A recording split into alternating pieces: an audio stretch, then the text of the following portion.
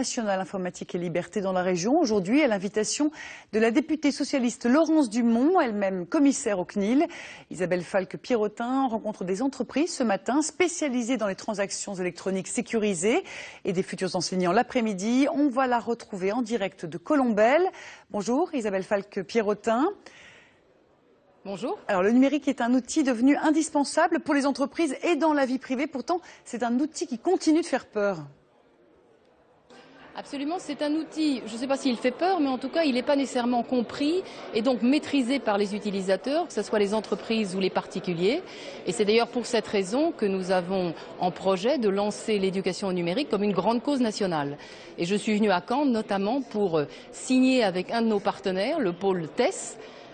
TES, le pôle de compétitivité de l'économie numérique, fait partie également de notre collectif éducation au numérique. Alors l'éducation numérique, grande cause nationale, c'est justement parce que cet outil est allé très vite finalement, qu'on n'a pas su suffisamment l'encadrer.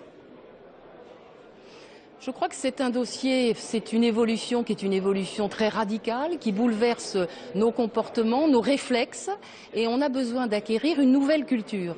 Cette nouvelle culture, c'est un peu d'informatique, un peu d'économique, des principes, et tout ceci doit être distribué à l'ensemble des Français, encore une fois, pour qu'ils puissent avoir des usages responsables, mais aussi, peut-être surtout, pour qu'ils puissent s'emparer de toutes les potentialités du numérique et qu'ils ne soient pas simplement des objets de cet univers, mais vraiment qu'ils soient des acteurs très dynamiques de cet univers.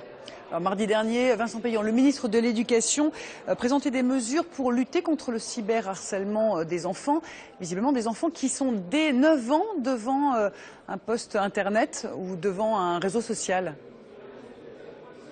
Oui, je crois que les jeunes, de plus en plus jeunes, utilisent ces outils.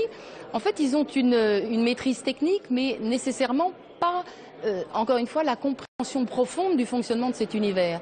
Donc je crois qu'ils sont aussi concernés par cette grande cause nationale. Et d'ailleurs, nous avons une proposition spécialement pour les enfants de 8 ans, des petits kits pédagogiques à leur destination pour que, sous une forme un peu ludique, ceux-ci puissent s'approprier aussi cet univers numérique.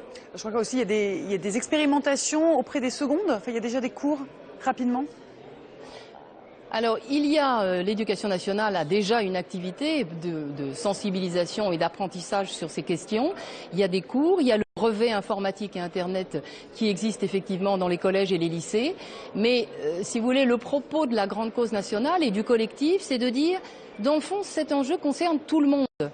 Les enfants, bien sûr, mais les jeunes, les vieux, les personnes qui vivent en ville, à la campagne, les chômeurs, les actifs. Et vraiment, il faut qu'on soit tous armés pour ça. Merci beaucoup Isabelle Falque-Pierrotin, présidente du CNIL en direct de Colombelles. La science aura